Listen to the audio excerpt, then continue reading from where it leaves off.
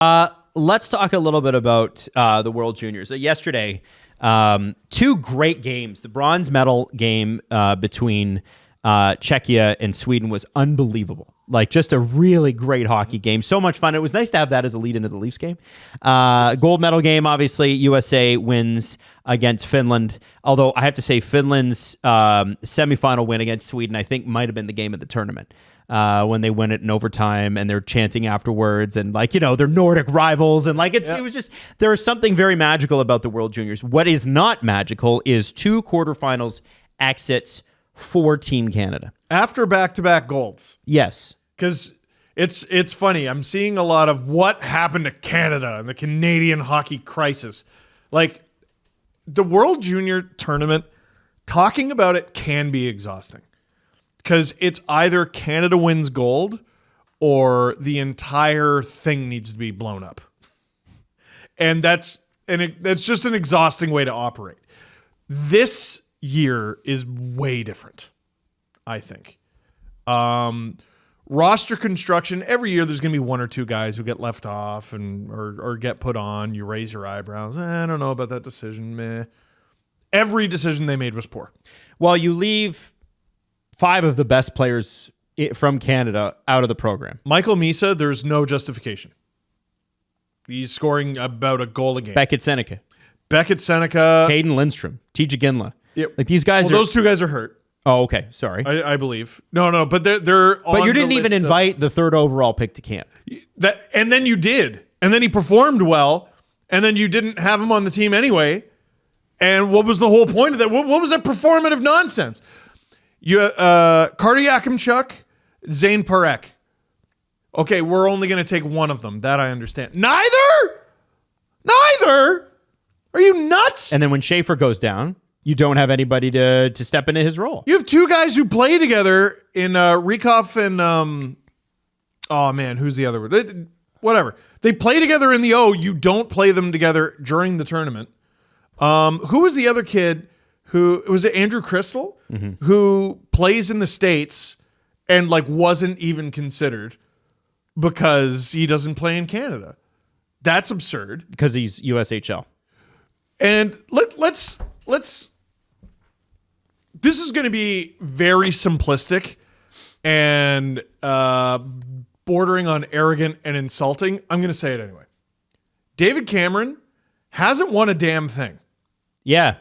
Well, hey. What about all the gold medals? Because he's won a few gold medals with this Canadian program. There were years, and a lot of people are going to shake their head, but a lot of people are going to agree. There were years where I think you could have put a gerbil behind the bench of Team Canada and they win gold. Or maybe a larger house pet. Mm-hmm. Perhaps a medium-sized dog. Like, in the OHL, in Austria, in the NHL. And the AHL. And the AHL. What's he done? Well, if you go and you would look at his record, not only does he not have any championships in league play. So that's the key, right? He has 0 championships in league play. He has little to no success even making the playoffs. It's rare that they're in, and it's rare that when they are in, that they're in for long. He made the playoffs once as an NHL coach, and it's because his team's 3rd or 4th string goalie went 21-2. That's the Andrew Hammond year. The Hamburglar run. He was the guy who had the golden ticket for the Hamburglar run, and how'd they do? Not good. In the first round.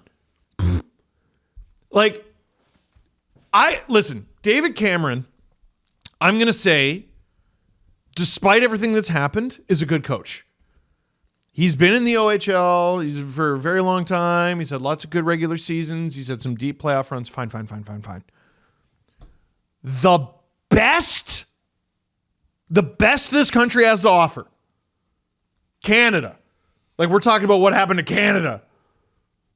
The best this country has to offer, I don't believe you.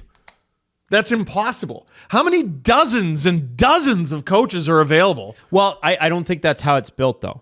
The way it's built is you've been here a long time, so it's your turn to get a shot, which is not how you build a successful program. You build a successful program by bringing winners in. You've been here for 10 years? This guy's been here for 3, but his results say, or her results say, that they're a winner. I'm going with the winner. Oh, there's nothing Hockey Canada loves more than seniority. Tenure is their thing. And also, do I know you? Or your brother? And it's terrible, and it needs to be blown up. And it's a very political process. The Beckett Seneke not being invited to me just screams politics. We just don't like you, meh. We're not going to look at your results. We're not going to look at the strength of your play. We don't like you for whatever reason, and we have our reasons, and we don't like you. And we interviewed you once and asked you a stupid question about what would you rather be, a hippo or a lion, and you answered wrong, and we don't like that. That's how these fucking guys operate. And this is where I think I found it extraordinarily patronizing. And I know it comes from a good place, but I have to say it. Rod McLean on Hockey Night in Canada made several attempts to talk about how proud we were, or he was, because I don't think when he says we, he's not speaking for me. How proud we are supposed to be of these kids that went and played. No. Hang on. Let me finish this. No, sorry. It's important. Sorry. Because I don't want you to passionate. I don't want you to confuse me here. I think the world of those kids that went and played, but I think that the management for Team Canada, and you're right to not be proud of this, the management for Team Canada gave them a flawed team. Yes. It's not the players' fault. The management for Team Canada made this team, made these calls, made Dave Cameron the coach, made all of these political decisions. Made them not practice. And let's go through the practice thing, because I think this is important.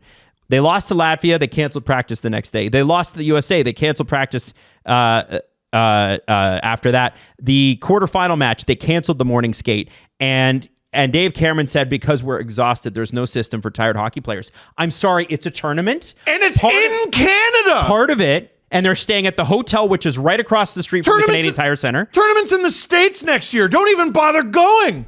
You're tired, right? What are you going to go?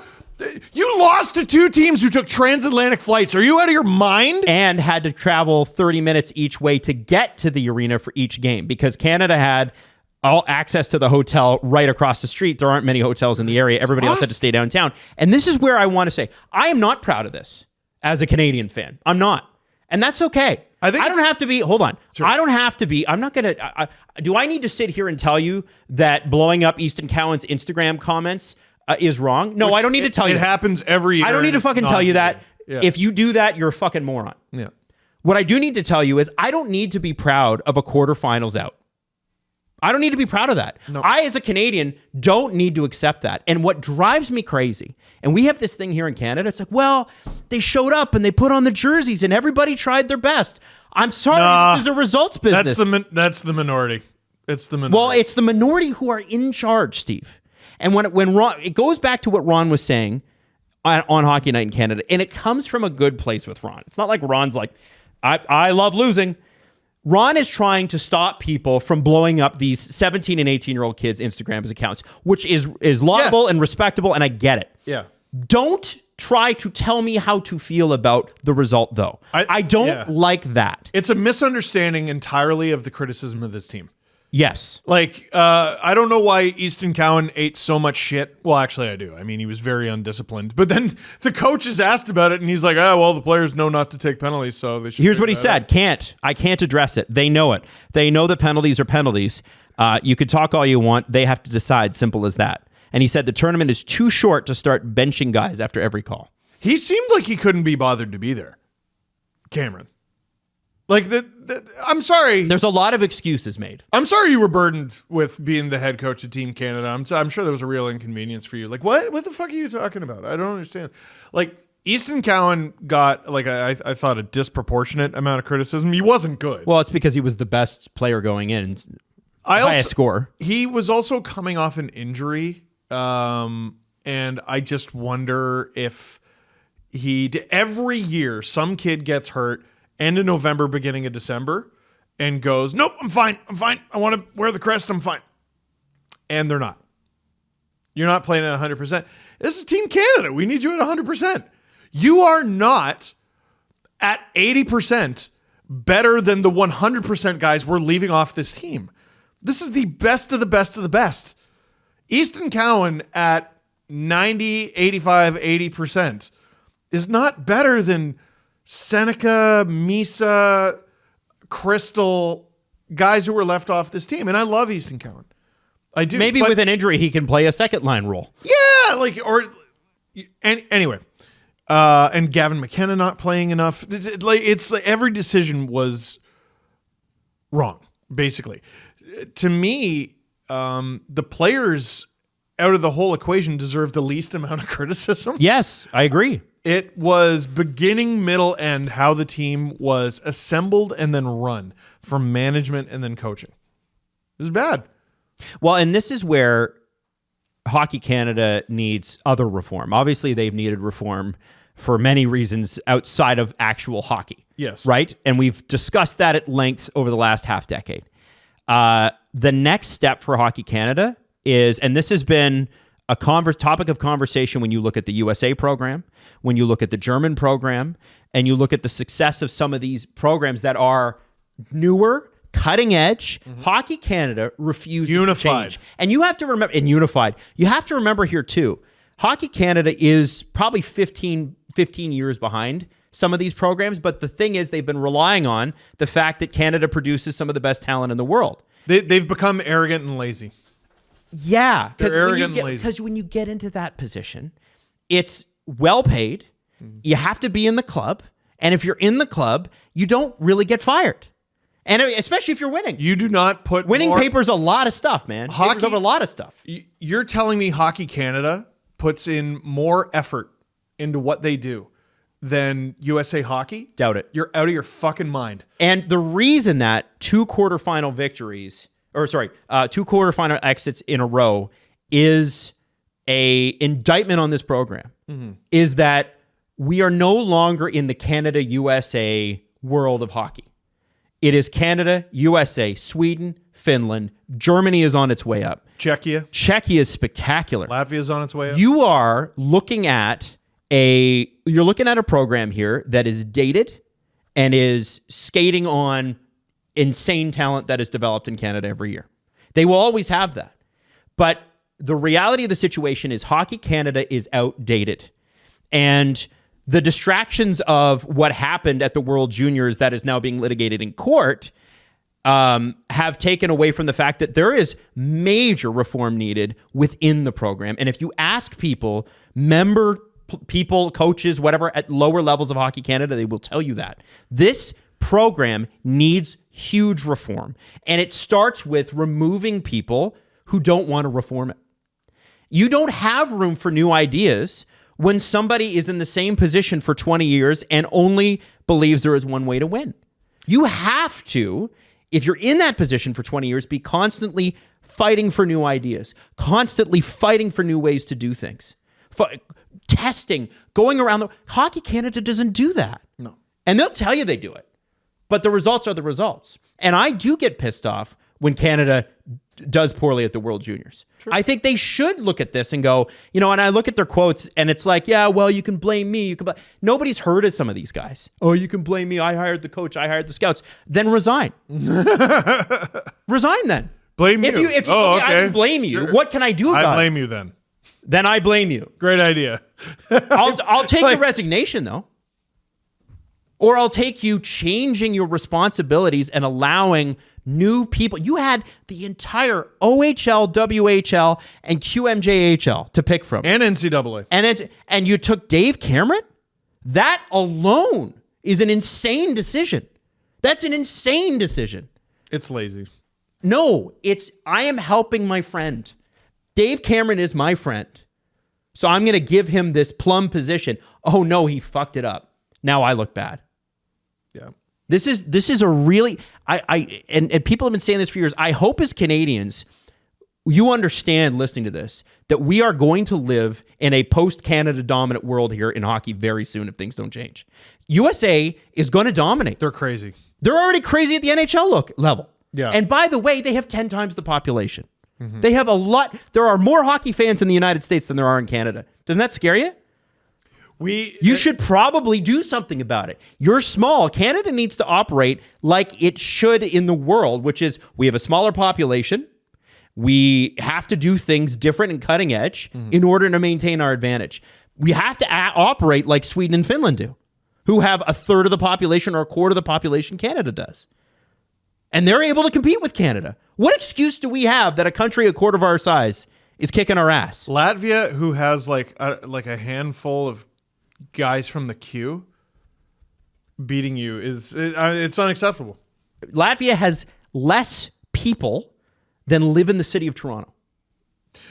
It's their win. Toronto has like 2.5 million in Toronto Central. Latvia has 1.8 million people in the entire country. Any win on the international stage for them is Herculean. Yes. Like, it's crazy. It's man, you can't tell me there wasn't like a little party that was cheering for them. Oh yeah. A little it's bit. Cool. Like, it's a great story. I think we need to actually turn our focus to maybe reform the actual hockey program. Start operating not like you're the big dog, but like you got something to prove again. Because you're not the big dog. You're objectively not. These Team USA guys play together, like from a very young age. That's the thing too, right? And they identify these guys, they put them together, they have built-in chemistry. Like, why don't we do that? No, how about you select a random group of young men, have them not practice together, and hope for the friggin' best? Oh, they're no wonder tired. You lost. They're tired. It's a tournament, man. You get tired. Don't skate them so fucking hard then. Make them put on their skates and work on some strategy. You're just not the right guy for the job. No. And if the team's tired, you're not the right kids for the job. And it all comes down to the guys at the top are not the right guys for the job.